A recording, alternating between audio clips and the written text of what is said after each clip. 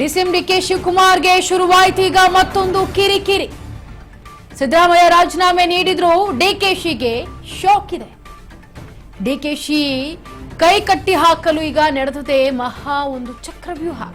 ಡಿಸಿಎಂಗಳ ಮೂಲಕವೇ ಡಿಕೆಶಿಯನ್ನ ಕಟ್ಟಿ ಹಾಕಲು ತಂತ್ರವನ್ನ ನಡೆಸ್ತಾ ಇದ್ದಾರಾ? ಜಾತಿವಾರು, ಪ್ರಾದೇಶಿಕವಾರು ನಾಗರಿಕರಿಗೆ ಡಿಸಿಎಂ ಹುದ್ದೆ, ಬರೋಬ್ಬರಿ 4 ಡಿಸಿಎಂ ಪಟ್ಟವನ್ನ ಕೊಡಲು ಸಾಧ್ಯತೆ ಇದೆ. ಅದಕ್ಕೆ ಸಿದ್ಧತೆಯನ್ನ ಮಾಡಿಕೊಳ್ತಾ ಇದ್ದಾರೆ. ನೋಡಿ, ಡಿಸಿಎಂ ಡಿಕೆ ಶಿವಕುಮಾರ್ಗೆ ಶುರುವಾಯ್ತು ಈಗ ಮತ್ತೊಂದು ಕಿರಿಕಿರಿ. ಸಿದ್ದರಾಮಯ್ಯ ರಾಜೀನಾಮೆ ನೀಡಿದ್ರು ಕೂಡ ಡಿಕೆಶಿಗೆ ಒಂದು ರೀತಿ ಶಾಕ್ ಒಳಗಾಗಿದ್ದಾರೆ. ಯಾಕೆ ಅಂತಂದ್ರೆ ಡಿಸಿಎಂ ಡಿಕೆ ಶಿವಕುಮಾರ್ಗೆ ಒಂದು ಕಿರಿಕಿರಿ ಉಂಟಾಗ್ತಾ ಇದೆ. ಈಗ ರಾಜೀನಾಮೆಯನ್ನು ಕೊಟ್ಟರು ಸಿದ್ದರಾಮಯ್ಯನವರು, ಆದ್ರೆ ಇನ್ನೂ ಕೂಡ ಒಂದು ರೀತಿ ಗೊಂದಲಗಳು, ಶಾಕ್ ಕೂಡ ಡಿಕೆಶಿಗಿದೆ.